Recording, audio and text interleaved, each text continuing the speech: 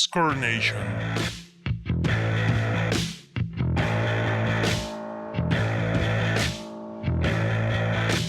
¿Qué tal, amigos, amigas? Sean todos y todas bienvenidos a este Séptimo capítulo de Score Nation de la segunda temporada. Como todos los días, Yayito, un gusto estar contigo. Todos los días, no, ojalá. Ojalá. La verdad no, mejor semanalmente. Estoy bien, Jorge, me alegro mucho. Saludo a Alex, que hoy nos está acompañando. Les doy la bienvenida a este nuevo capítulo de Score Nation. Hoy estoy, como siempre, pues animado, porque tenemos un nuevo tema. Un tema un poco distinto a todo lo que hemos tocado, porque a pesar de que vamos a hablar de deporte, sí vamos a hablar de algo más denso, por así decirlo, ¿no? En muchos aspectos. Pero bueno, yo me encuentro muy feliz de este nuevo capítulo de nuestro podcast. Sí, el día de hoy el tema es controversial, se podría decir. Estamos entrando algo que no se había tocado antes en Score Nation, y es el crimen y el deporte, ¿no? Ya yo esta vez que el crimen se ha involucrado dentro del deporte, porque pues el tema se puede llegar a confundir a las veces que los deportistas han caído en crímenes, sino aquí vamos a irnos más bien a cuando mafias, narcotráfico, estas organizaciones delictivas se han involucrado dentro del deporte. Sí, es que vamos a tratar de opinar, vamos a contar algunas historias, vamos a tomar en cuenta tres casos, o bueno, tres contextos, mejor dicho, donde pues efectivamente el crimen organizado o personas muy vinculadas a este mundo intervienen en el deporte, ¿no? Vamos a ahondar en tres contextos, y digo contextos porque el primero, vamos a decir los tres y ya los vamos desglosando, destacando, exactamente, ya los vamos explicando. El primero pues es directamente en Colombia, en la Colombia de 1980-1990, vamos a hablar de la mafia italiana. Y vamos a hablar en el caso mexicano de un empresario que intentó incursionar en el mundo del fútbol mexicano. Incursionó, Bueno, incursionó, pero no tuvo muy buenos resultados, y que pues es un personaje que pues cometió fue acusado de muchas cosas, cometió muchos crímenes de fraude, de lavado de dinero, que es el caso de Carlos Ahumada. Pero bueno, vamos a ir por partes y vamos a tomar estos tres contextos, como les digo, pues como buscando reflexionar, pues sí, la importancia del deporte, para que los grupos delictivos o las personas lo vean como un nicho de oportunidad para poder invertir y generar muchas más riquezas, para poder expandir alargar sus alcances de sus grupos delictivos, y pues es como un lugar de oportunidad también pues para generar cada vez más poder, ¿no? Son gente con poder que busca más poder. ¿Qué digo? Muchos de estos como es el caso sobre todo de Colombia, también lo han hecho por pasión y por gusto. Claro, se involucran otros sentimientos. Ajá, claro. Exacto. O sea, no solo es... obviamente lleva intenciones por parte de su grupo delictivo, pero también, sobre todo en el caso de Colombia, insisto que es probablemente en el único en el que sí se ha destacado el hecho de que se han involucrado por este apego, ¿no? Al fútbol sobre todo. Y pues vamos a empezar ya con el caso colombiano. Traemos dos casos del contexto colombiano. El primero es la vez que el arbitraje estuvo en riesgo en Colombia en la década de 1980. ¿Esto por qué? Primero, inicios de 1980, por ahí de la década, el narcotráfico era pues muy fuerte dentro del deporte colombiano.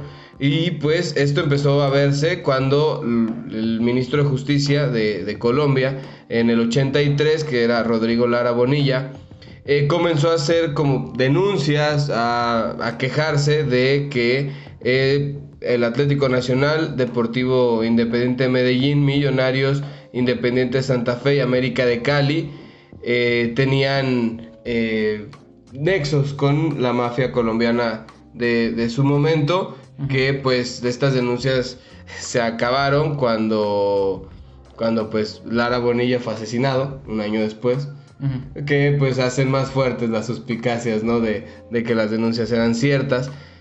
Y después, ya llegando al final de la década, o sea, toda esta década, el deporte del fútbol colombiano sobre todo tenía este nexo con el narcotráfico. Entonces llega ya 1988, 89, cuando Armando Pérez es secuestrado 24 horas, un árbitro de la primera división colombiana, porque pues se decía que él pues que había pitado mal un partido, que había trastocado intereses de estos grupos. Entonces dijo que él tuvo que salir a dar un mensaje público cuando lo soltaron y decir, el que pite mal, al que pite mal lo borramos.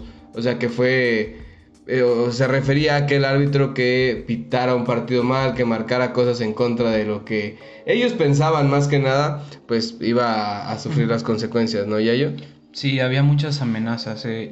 El tema aquí radica en que en esa década, ¿no? Entre 1900, bueno, se extendió hasta el 90 y hasta después del Mundial de Estados Unidos, 94, hasta el 90, fue hasta el 95, 96, ¿no? Digo, ahorita hablaremos ya de ciertos personajes, ¿no? Pero algo que es importante siempre mencionar es cómo, a grandes rasgos, ¿no?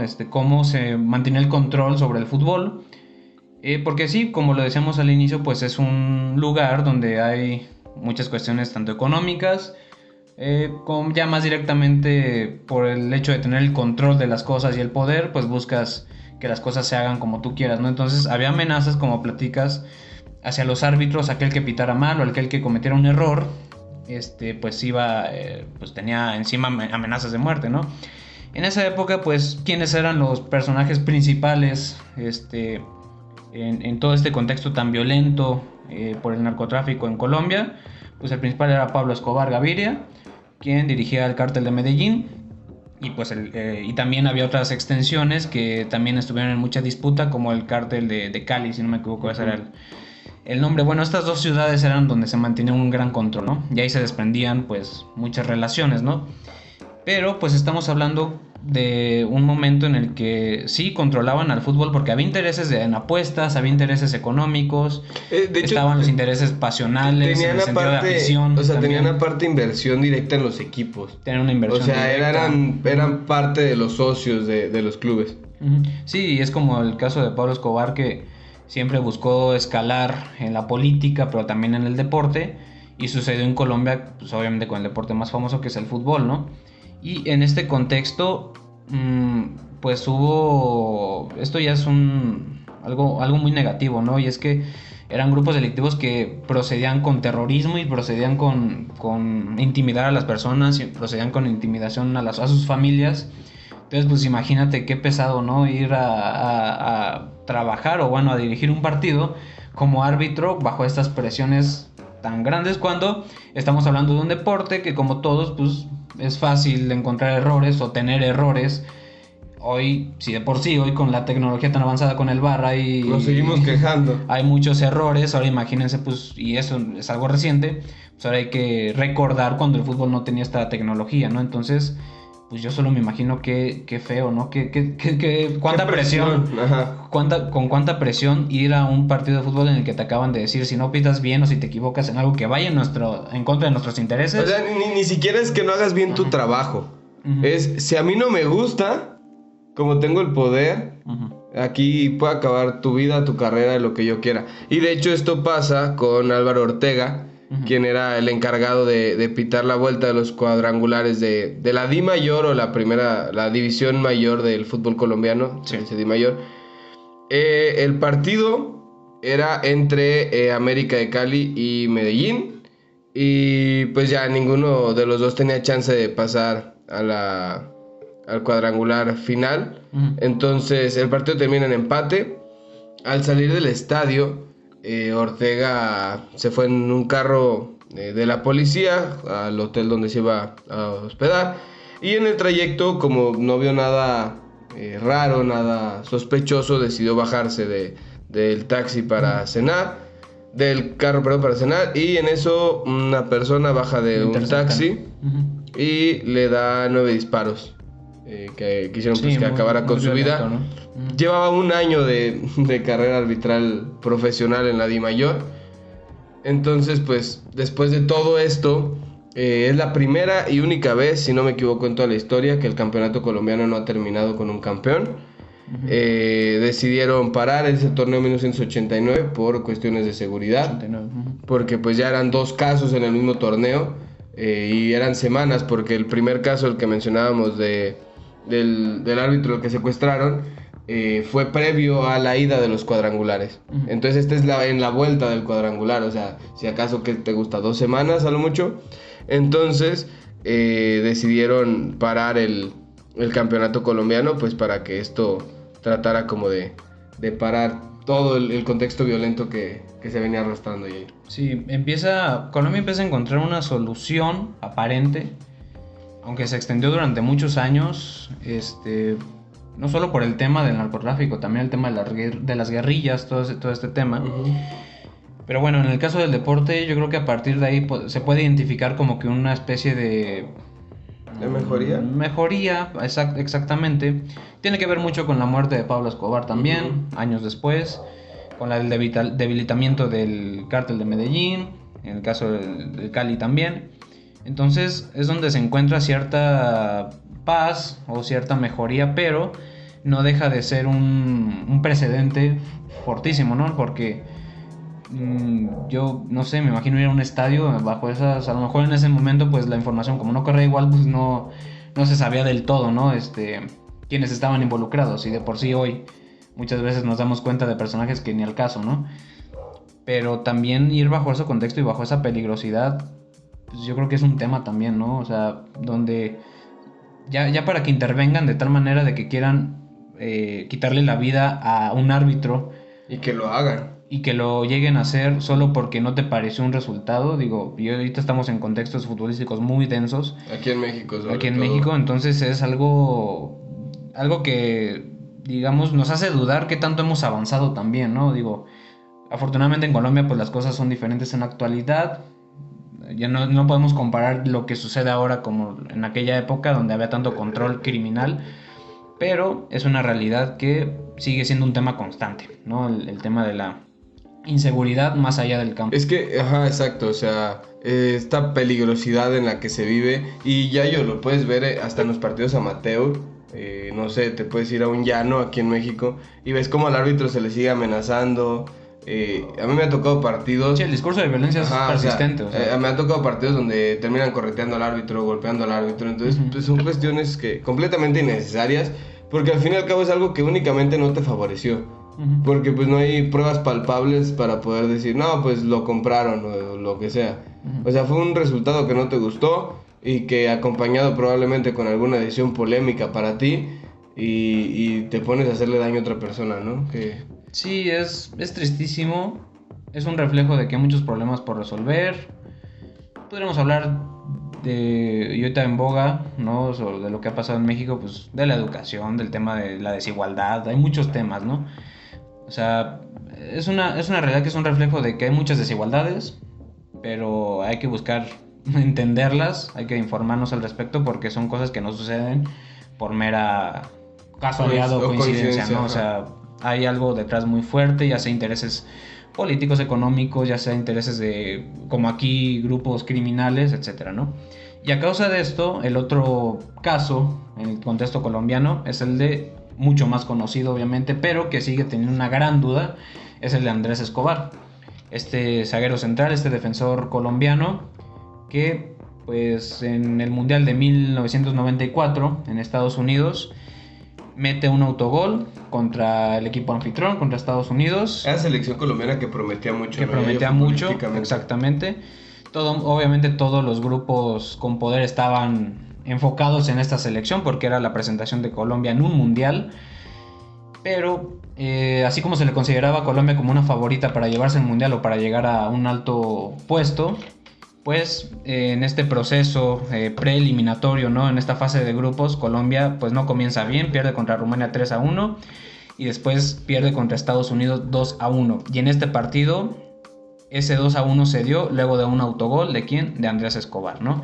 Este defensor que pues sí, cometió un error grave, pero que las dudas persisten en si directamente eso fue lo que pues el motivo por el cual perdió la vida, ¿no? Era una selección dirigida por el Pío Valderrama, por Higuita, por estas grandes personalidades. Por algo prometía tanto. Prometía mucho, pero... Y en el caso de Andrés Escobar era un gran defensor, alguien, Pues, un ídolo ya venía de ganar la Libertadores, ¿no? Nacional. Con el Atlético Nacional. Exactamente, si no me equivoco tenía 27 años, era muy joven aún. Y él comete este error, pierde, mete el autogol con Estados Unidos, lo que Aparte, marca... o sea, es un autogol completamente accidental, Sí. que en el intento de despejar un balón no le da bien Sí. y la termina colando a su portería. Y es que lo que pesa es que juegan contra Rumania, pierden 3-1 y la oportunidad clave estaba en que tenían que ganar a fuerza con Estados Unidos, Con y el ya no anfitrión. pasaban. Y se pierde de esta manera. Entonces, aunque el último partido sí logran ganar contra Suiza 2-0, pues obviamente toda la fijación estaba en este partido contra Estados Unidos. 10 días después del Mundial. ¿Qué digo? Si en el autogol hubiera sido 1-1, tampoco no hubiera Sí, sido pero la esas cosas victoria, no se observan, ¿no? 10 días después del Mundial, lo asesinan. Después de haber cometido el error. De haber cometido, fue en tienen julio. otro partido después, ajá. Sí, bueno, es que, a ver, le ganan a Suiza y él ya estaba descansando, pues ya estaba Colombia fuera de... estaba en un lugar tomando, creo que estaba con su familia o con algunas amistades. El caso es que en el estacionamiento, digamos que los hermanos Gallón Henao, quienes eran también personajes del narcotráfico en Colombia, van y le reclaman y van y empiezan a insultarlo por esta grave falta. Por este grave error del autogol, que ante este panorama es tan ilógico y tan innecesario, ¿no? Que se basen bajo esas cosas tan tontas, pero bueno, pues así sucede. Y el chofer de este grupo, de este par, pues le dispara, le mete 6 disparos, ¿no? Entonces es ahí donde en el transcurso entre lo que lo ayudan, ¿no? Las personas que iban con él y que iban al hospital, es que muere, no alcanza a llegar al hospital, y es ahí esa historia donde también se sienta un hecho histórico y lamentable de lo que era, pues en este caso, el control que tenía y el poder que tenían los criminales, ¿no? Sí, o sea, aparte de esta selección que su técnico era Pacho Muturana, ya había tenido ciertas intervenciones, ¿no? Ya ellos, por parte de los grupos organizados, o sea, llevaba ya rato que los grupos organizados prácticamente decidían quién iba y quién no iba a la selección, quién jugaba a tal partido, quién no jugaba. Entonces ya venían arrastrando todo este proceso de que el grupo criminal o los grupos criminales decidían en lugar del cuerpo técnico de la misma selección. Entonces, ¿qué es lo que pasa? Que pues todo termina explotando con el caso de Andrés. Sí, fue Humberto Muñoz quien quien atentó contra la vida de Andrés Escobar. Y pues después de esto todo se vuelve pues gris, ¿no? Porque pues la razón por la que le quitaron la vida a alguien, quienes lo hicieron, es algo totalmente lamentable, y son gente que tenía un poder desmedido, que controlaban de tal manera el fútbol en este caso, bajo sus propios intereses, que todo esto se convierte en algo lamentable, que queda para la historia como un ejemplo de cómo, pues sí, la gente con poder y que tiene un gran poder puede intervenir en muchas cuestiones sin medirse, porque no les interesa, sin escrúpulos y con la única intención de demostrar un poderío, y que termina a ser muy pueril, ¿no? Muy tonto. Algo completamente incomprensible, ¿no? Aparte, o sea, es algo incoherente, incomprensible. No sé, hay muchos adjetivos calificativos que podría decir al respecto. Pero sí, o sea, triste, deprimente también pensar que el ser árbitro es un trabajo como cualquier otro, y que puedas... árbitro, perdón, estoy confundiendo. Ser jugador es un trabajo, estás llevándole el pan a tu familia cada fin de semana jugando un partido de fútbol, y que un error en tu trabajo te cueste la vida, o sea, es muy, muy triste. Pero desde el poder no se ve eso, ¿no? O sea, eso ha quedado muy evidenciado. Sí. Y estos son los, digamos, casos más fuertes, o no más fuertes, no buscando minimizar otras Los más cosas. mediáticos probablemente. Pero sí seleccionamos estos dos porque son un ejemplo de muchas cosas que sucedían en una época donde existía el terrorismo en las calles de Colombia, en Bogotá, en Medellín, Cali, en donde sea. Existía el terrorismo y existía un gran poder desde, digamos, las cúpulas más altas, un gran poder que estaba sostenido no por solo entes políticos, sino por este caso entes del crimen organizado, ¿no? Pero bueno, ahora vayamos, si te parece, sí, vamos a otro contexto ahora, vamos a darle la vuelta un similar poquito. Porque se trata de la mafia, pero ahora vamos a Italia, que es todo un tema también la mafia en el calcio, ¿no? Es un gran tema, lo que históricamente no ha arrastrado tantas y tantas cosas. Sí, o sea, y en realidad es muy reciente lo primero que se va a tocar, que fue que en 2017 la Juventus de Turín, el equipo más importante de la Serie A, que es la liga italiana, en los últimos, ¿qué te gusta? 10, 15 años probablemente, 10 años, llevan 8 títulos de liga, si no me equivoco, los ganaron de manera consecutiva, pero en 2017 se le sancionó a la Juventus por vender entradas a ultras, aficionados, barristas, como se les quiera llamar, entre quienes se encontraban miembros de la mafia 'Ndrangheta, que pues aquí, o sea, era, o por lo menos el argumento que se utilizó por parte de las autoridades que sancionaron a la Juventus fue porque con esto el grupo criminal que se quedaba era de Catania, Cagliari, no me acuerdo, pero a la hora de dejarlos entrar y de venderles entradas, se suponía que era para expandir su territorio ahora por Turín. Entonces fue como el argumento, ¿no? Porque se quería expandir en diferentes regiones, porque también se acusó al Genoa, al Napoli y al Lazio, que son estos últimos dos son probablemente también de los equipos más importantes de la liga. Entonces no fue una coincidencia que se les vendió nada más en Juventus, sino que pues era como su modus operandi, ¿no? De comprar boletos, asistir a los estadios y pues irse permeando dentro del tejido social de ciertos lugares. Es que como lo destacaba en ese informe, que hay un informe, ¿no? De la Comisión Parlamentaria Antimafia, que pues de alguna manera describía cuáles eran las intenciones de esto, y es que pues al ser un espacio, era un espacio donde buscaban, y así lo dicen, pues involucrarse en el tejido social, y es que era un espacio propicio para generar vínculos y expandirse en estas regiones, ¿no? Que eran también ciudades pues, totalmente importantes, pero no eran en cualquier equipo, o sea, eran equipos muy seguidos y equipos con un gran peso entre las aficiones de Italia, ¿no?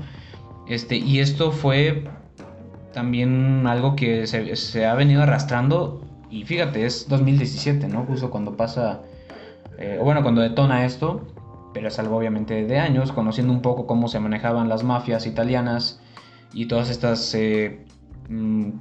comunidades, estas familias, ¿no? Cómo mantenían ciertos controles y ciertos códigos, pues aquí estaban encontrando otro espacio muy grande para expandirse, ¿no? Para llevar a cabo su control, expandirlo, ¿no? Básicamente. Sí, o sea, bueno, y otro de este mismo caso ligado, pues más o menos para el mismo tiempo, fue que la mafia también buscaba permearse a los equipos de fútbol, contactándose directamente con los jugadores.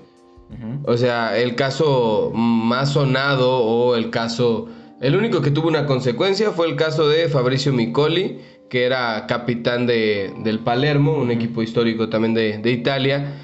Entonces, este tipo fue condenado por 3 años, 6 meses por extorsión. Él sí entró a la cárcel. Entonces, él se rodeaba de amistades como Matteo Messina Denaro, que es el mayor capo, o fue considerado el mayor capo por parte de la Cosa Nostra, que es también una de las mafias más importantes en Italia. Pero hay nombres también muy grandes y muy sonados entre los jugadores que se les ha visto relacionado con distintos clanes de la camorra, como es el caso de Ezequiel Avesi, ex seleccionado argentino, finalista en 2014. Era cuando jugaba en el Napoli antes de irse al Paris Saint-Germain. O el caso de el Pipita Higuaín, de José María Callejón, español, y de Pepe Reina, campeón del mundo en 2010. O sea, son nombres ya mayúsculos. A todos estos son muy muy conocidos en el mundo del fútbol. Que, por ejemplo, en el caso de la Avesi, Él dijo que lo dejaran salir del Napoli porque quería crecer futbolísticamente y la mafia le puso el límite de que no se fuera a un equipo de Italia, que se fuera al extranjero, por eso termina recalando en el PSG, pero pues son de los casos no más sonados, ya yo de este... de los más sonados, y el más sonado, ¿por quién era? Nada más y nada menos.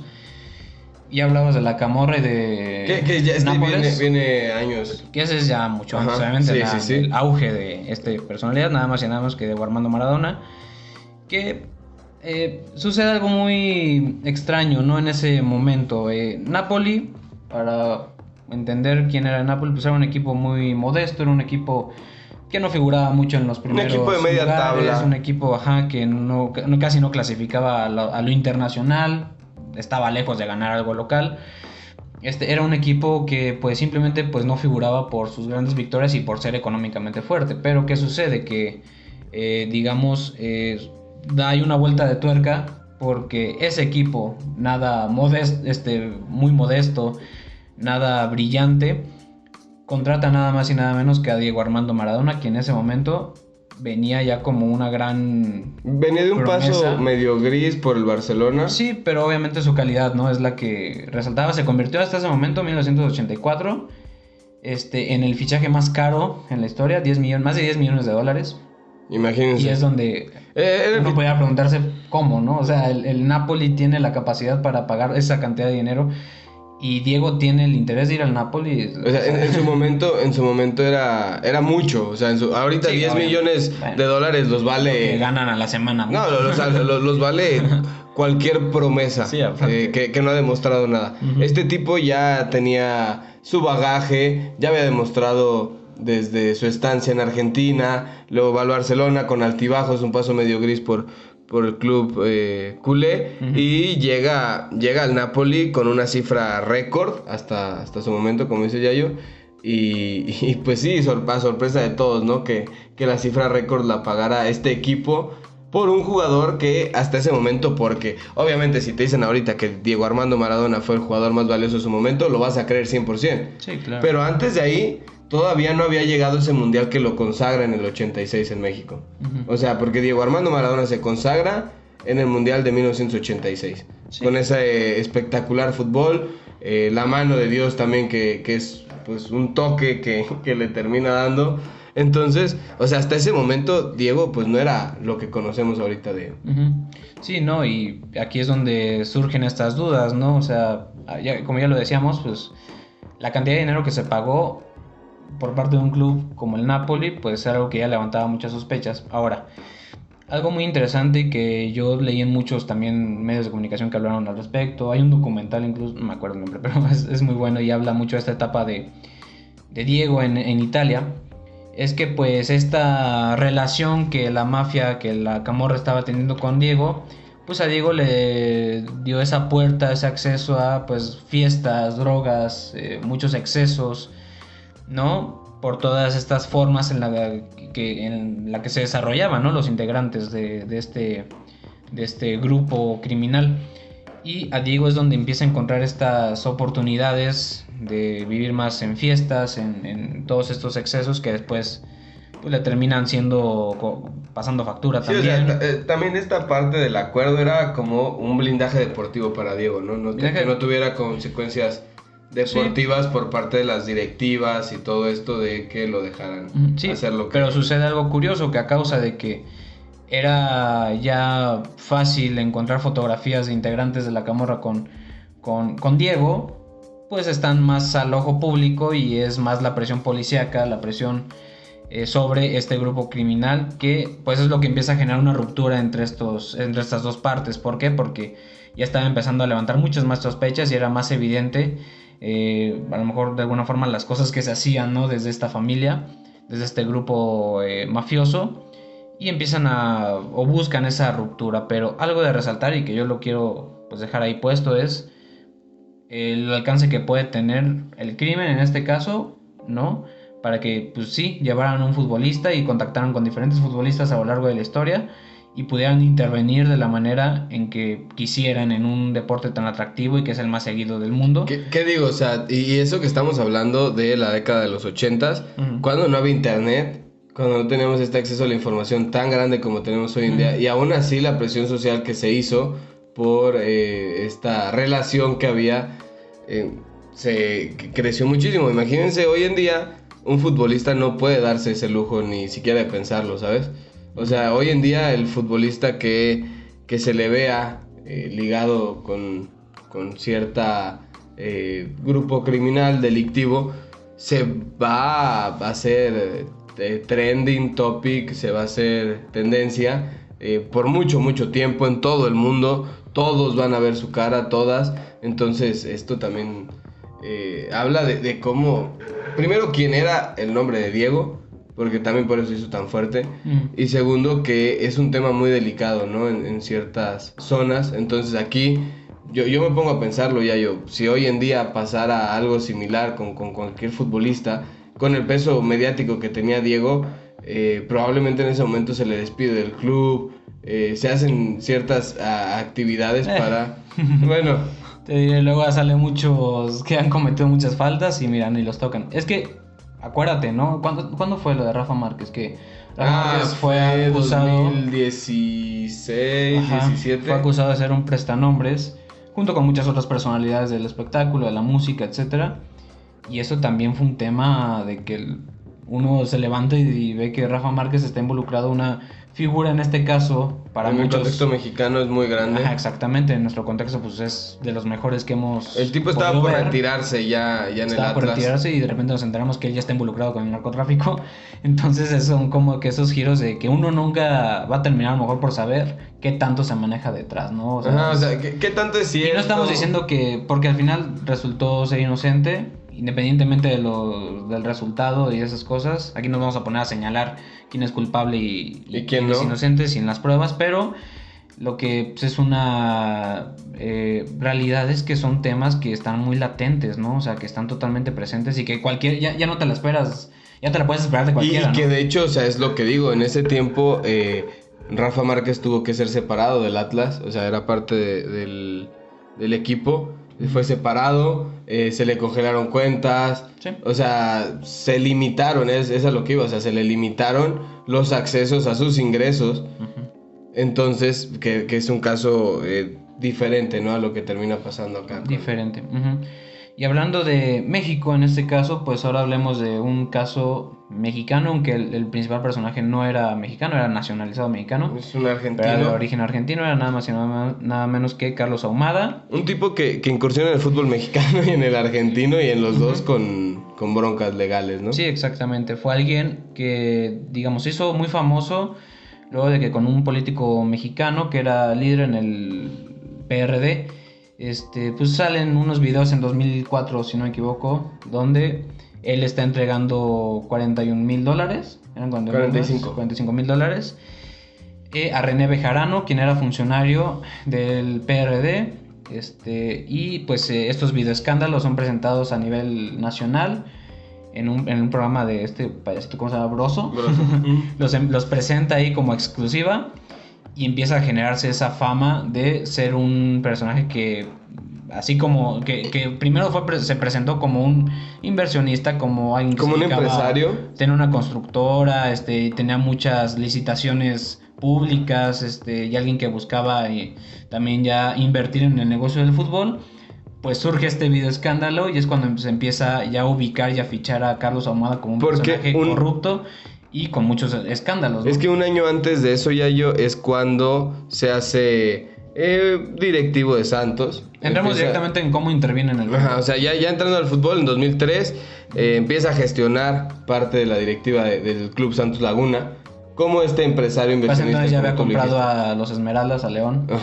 Entonces, en Santos, cuando pasa todo esto del dinero y de pues, todo el escándalo que se hizo, se tiene que ir del Club Santos y los dejó en una crisis terrible porque pues no había el ingreso hasta que llega Grupo Modelo y levanta... Quien ya tenía Es que Grupo Modelo ya era dueña ajá, previo del equipo. a Ahumada. Entonces, cuando se va Ahumada, deciden devolver la liga, federación. los directivos deciden devolverle el club a Grupo Modelo para estabilizarle, porque pues claramente ni los jugadores ni utileros, trabajadores, trabajadoras del club, pues tenían la culpa de los malos manejos de su dueño en ese momento. Entonces, Sí, claro.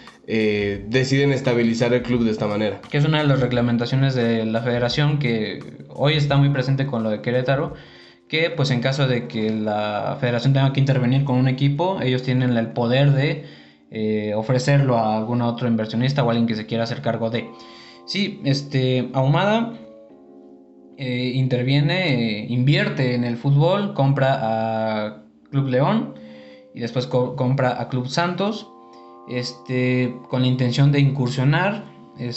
Hubo en esos procesos con el entonces dueño de Santos, se apellidaba Cermeño, no me acuerdo el nombre, pero bueno, su apellido era Cermeño.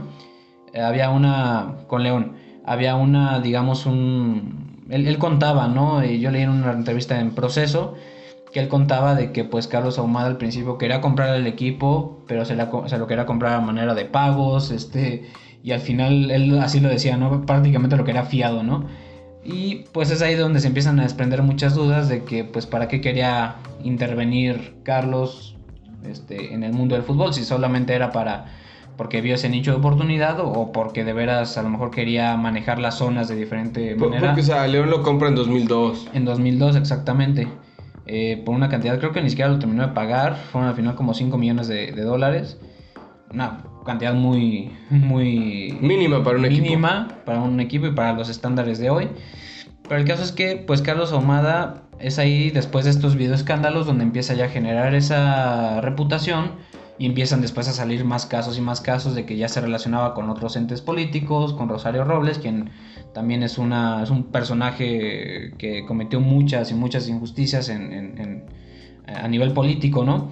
En la gestión de Enrique Peña Nieto, pero empieza a relacionarse con todo un montón de gente, entonces se convierte en un empresario que pues sí buscaba invertir, pero buscaba relacionarse con un montón de gente con poder, ¿no? Y así fue fichado este personaje y después fue arrestado. Termina en la cárcel en 2004 cuando... Por eso le quitan a Club Santos. Sí. Termina en la cárcel en 2004. La gestión en León termina en 2005, pero pues por cuestiones de que no lo había terminado de pagar, todo esto, hubo como ahí broncas con el papeleo. Un año más dura gestionando a León. Pero sí, de Santos se va en 2004, dura 4 años en la cárcel y de ahí se va a Argentina. Y pues compra al Club Talleres de Córdoba, que en ese momento estaba en la Nacional B o Segunda División Argentina, y pues estaba en la bancarrota, estaba en la ruina, un equipo acabado económicamente, y pues, o sea, el tipo vuelve a dejar como su marca, ¿no? En Talleres, porque, o sea, todavía desciende a la tercera división al equipo, un equipo que regularmente estaba en la primera división, en la Nacional A de la Liga Argentina. Llega, o sea, le va mal y pues se va. Y después de ahí, ya en 2010, se va al Club Juventud Unida Universitario de la tercera división de Argentina. Sí. Y en año y medio se fue del club por petición de los demás dirigentes.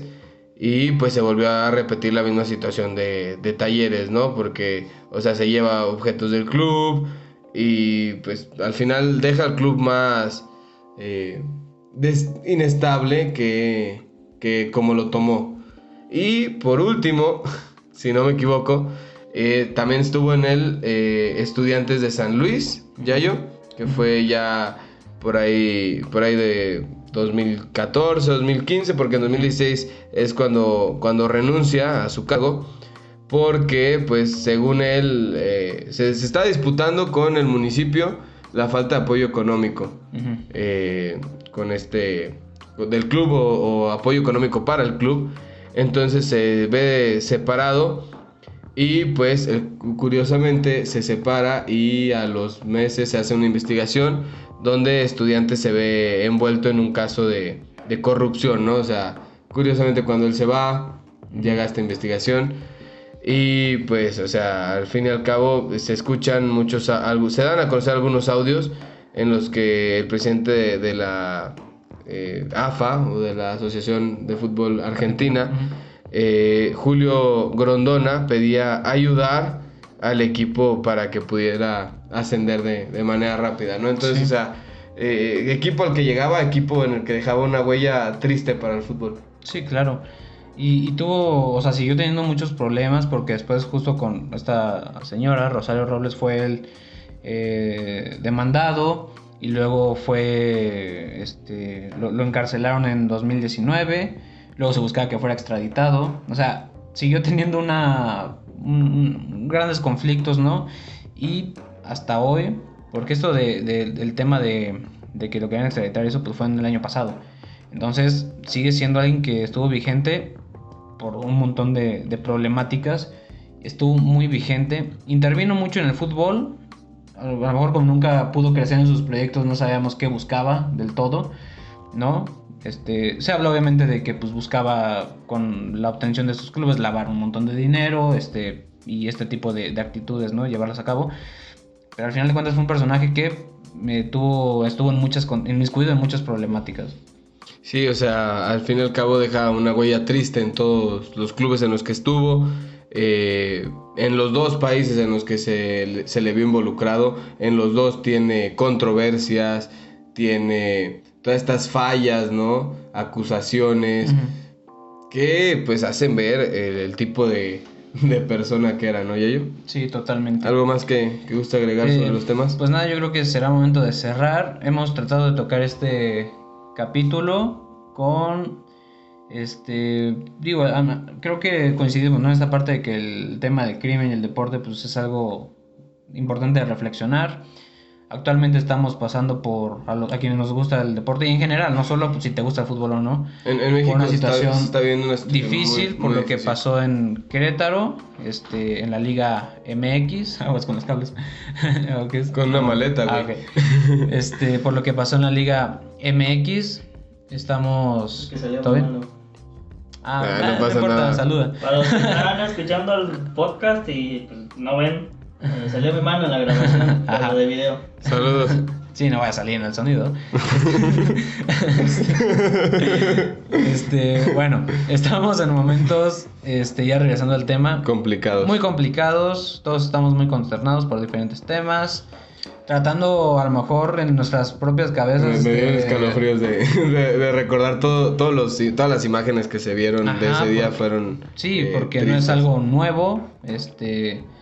El hecho de que la gente se brinque a una cancha o se pelee dentro de las gradas, fuera del estadio, lo que sea, no es algo nuevo, lamentablemente. Esto ha movido, ha simbrado, ¿no? En gran manera en la propia federación, pero también en nuestra mentalidad, en lo que sentimos, porque sí es impactante ver este tipo de cosas. Sientes miedo, por si vas a ir a un estadio, pues ya no te imaginas qué te puede pasar. Entonces, estamos pasando por momentos difíciles y creo que esos temas son para reflexionar. No hablamos, ya tenemos un programa, ¿no? Cuando hablamos de las barras y de los hooligans y de los ultras. Pero al final de cuentas todo está de alguna manera relacionado a, pues, cosas que no se deben de hacer o cosas que resultan mal. Que al fin y al cabo, o sea, lo que termina pasando en Querétaro, por ejemplo, el fin de semana pasado, es un acto delictivo, o sea, un acto vandálico, un acto delictivo, Sí. Atenta contra la vida de muchas personas. Las cifras oficiales no se han dado, hasta ahorita es un cero, igual controversial, que pues estamos esperando, ¿no? Que se dé esta fuente oficial. Pero sí, o sea, al fin y al cabo fueron actos delictivos y entran como parte de crimen dentro del deporte, ¿no? Y el tema con todo esto es reflexionar, o sea, directamente con lo de Querétaro, ¿no?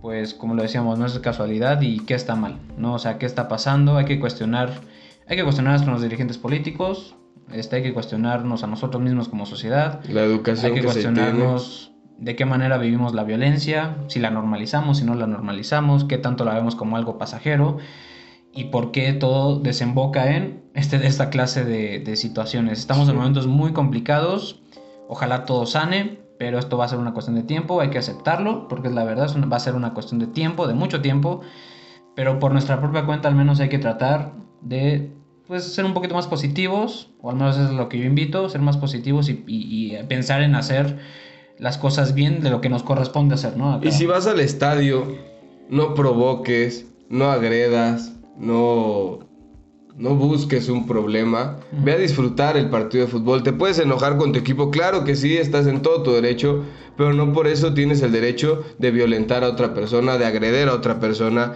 y mucho menos de hacerle un daño físico. O sea, no hay un derecho palpable de que pase esto. Lo hemos dicho en otros programas, por ejemplo, aquí en México también con el grito homofóbico que se tiene. Hay cosas que no se tienen que hacer por más que estén normalizadas, como dice Yayo, por parte de la sociedad. Y si se normaliza o no se tiene que hacer. Es un acto incomprensible. Y creo que debemos de comenzar ahí, ¿no? A cambiar el chip, a ir al estadio, a disfrutar, a reírte, a llorar si quieres llorar, a enojarte, pero no a dañar a otras personas, no a agredir, porque pues no es la principal o el principal objetivo, ¿no? No, sí, que todo quede en el juego, ¿no? Y que las rivalidades se disfrutan cuando no hay violencia física y ni cuando hay violencia verbal, o sea, sino en el sentido de que pues un derbi pues se experimenta a veces de alguna manera agradable cuando pues, si le ganas al equipo que no te cae muy bien, pero pues X, o sea, no pasa de ahí.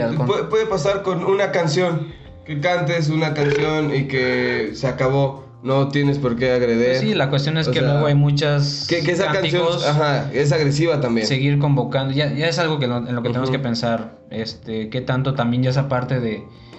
porque lo decíamos justo en el programa de las barras, pues sí, que ojalá siempre quedara en los cánticos y eso, pero también hay que pensar en eso de qué manera sigue incitando, ¿no? Porque hay que analizar las letras, hay que analizar lo que se grita, es que tanto eso incita al odio.